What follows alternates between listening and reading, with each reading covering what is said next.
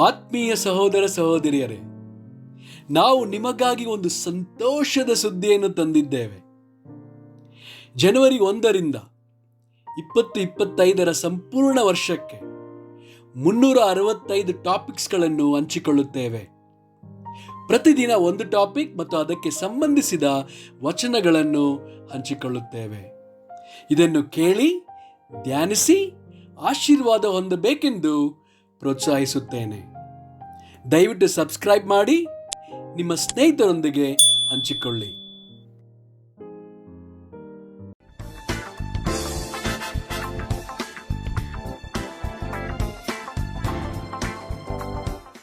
ಇಂದು ದಿನ 138 ಟಾಪಿಕ್ ದೇವರ ದೃಷ್ಟಿಯಲ್ಲಿ ದಯೆಯನ್ನು ಕಂಡುಕೊಳ್ಳುವುದು.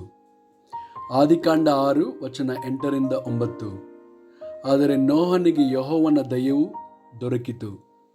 ನೋಹನ ಚರಿತ್ರೆಯು, ನೋಹನು ನೀತಿವಂತನು, ತನ್ನ ಕಾಲದವರಲ್ಲಿ ತಪ್ಪಿಲ್ಲದವನು ಆಗಿದ್ದನು. ಅವನು ದೇವರೊಂದಿಗೆ ಅನ್ಯೋನ್ಯವಾಗಿ ನಡೆದುಕೊಂಡನು. ಆದಿಕಾಂಡ 32 ವಚನ 28. ಅವನು ಯಾಕೋಬನಿಗೆ, ಇನ್ನು ಮೇಲೆ ನೀನು ಯಾಕೋಬನೆನಿಸಿಕೊಳ್ಳುವುದಿಲ್ಲ, ದೇವರ ಸಂಗಡಲೂ ಮನುಷ್ಯರ ಸಂಗಡಲೂ ಹೋರಾಡಿ ಗೆದ್ದವನಾದ್ದರಿಂದ ನಿನಗೆ ಇಸ್ರೇಲ್ ಎಂದು ಹೆಸರುಂಟಾಗುವುದು ಎಂದು ಹೇಳಿದನು. ವಿಮೋಚನಾಕಾಂಡ 24 ವಚನ 2. ಮೋಶೆ ಒಬ್ಬನೇ ಯೆಹೋವನ ಸಮೀಪಕ್ಕೆ ಬರಬೇಕೇ ಹೊರತು ಅವನ ಜೊತೆಯವರಲ್ಲಿ ಸಮೀಪಕ್ಕೆ ಯಾರೂ ಬರಬಾರದು, ಮಿಕ್ಕ ಜನರು ಬೆಟ್ಟವನ್ನು ಹತ್ತಬಾರದು ಎಂದು ಹೇಳಿದನು. ವಿಮೋಚನಾಕಾಂಡ 33 ವಚನ 11ರಿಂದ 12.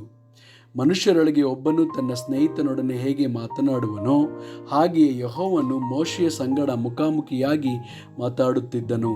ತರುವಾಯ ಮೋಶೆ ಪಾಳೆಯಕ್ಕೆ ತಿರುಗಿ ಬರುವನು. ಆದರೆ ನೂನನ ಮಗನಾದ ಯೆಹೋಶುವನೆಂಬ ಹೆಸರುಳ್ಳ ಯೌವನಸ್ಥನಾದ ಅವನ ಶಿಷ್ಯನು ಆ ಡೇರೆಯಲ್ಲೇ ಇದ್ದನು, ಅದರ ಬಳಿಯಿಂದ ಹೋಗಲೇ ಇಲ್ಲ.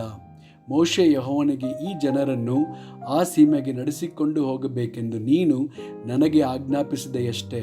ನನ್ನ ಸಂಗಡ ಯಾರನ್ನು ಕಳಿಸುವೆಯೋ ಅದನ್ನು ನನಗೆ ತಿಳಿಸಲಿಲ್ಲ. ನಿನ್ನ ಹೆಸರನ್ನು ಗೊತ್ತು ಮಾಡಿದ್ದೇನೆಂದು, ನಿನಗೆ ನನ್ನ ದಯೆ ದೊರಕಿತೆಂದು ನೀನು ನನಗೆ ಹೇಳಿದೆಯಲ್ಲ. ಕೀರ್ತನೆಗಳು 37 ವಚನ 18 ಮತ್ತು 23. ಯೆಹೋವನು ಸದ್ಭಕ್ತರ ಜೀವಮಾನವನ್ನು ಲಕ್ಷಿಸುತ್ತಾನೆ, ಅವರ ಸ್ವಾಸ್ಥ್ಯವು ಶಾಶ್ವತವಾಗಿ ನಿಲ್ಲುವುದು. ಸತ್ಪುರುಷನ ಗತಿಸ್ಥಾಪನೆಯು ಯೆಹೋವನಿಂದಲೇ ಆಗಿದೆ, ಆತನು ಅವನ ಪ್ರವರ್ತನೆಯನ್ನು ಮೆಚ್ಚುತ್ತಾನೆ. ಕೀರ್ತನೆಗಳು 44 ವಚನ 3. ನಮ್ಮ ಪಿತೃಗಳಿಗೆ ಕತ್ತಿಯೇ ಈ ದೇಶವನ್ನು ಸ್ವಾಧೀನ ಮಾಡಿಕೊಡಲಿಲ್ಲ, ಅವರ ಭುಜಬಲವೇ ಅವರಿಗೆ ಜಯ ಕೊಡಲಿಲ್ಲ. ನಿನ್ನ ಭುಜಬಲ, ಹಸ್ತಪ್ರಸನ್ನತೆ ಇವೇ ಅವರಿಗೆ ಜಯವನ್ನುಂಟು ಮಾಡಿದವು, ನಿನ್ನ ಒಲುಮೆ ಅವರಿಗಿತ್ತಲ್ಲ. ಜ್ಞಾನೋಕ್ತಿಗಳು 8 ವಚನ 35. ಯಾವನು ನನ್ನನ್ನು ಹೊಂದುತ್ತಾನೋ ಅವನು ಜೀವವನ್ನು ಹೊಂದುತ್ತಾನೆ, ಯೆಹೋವನು ಕಟಾಕ್ಷಕ್ಕೆ ಗುರಿಯಾಗುವನು. ಜ್ಞಾನೋಕ್ತಿಗಳು 11 ವಚನ 27.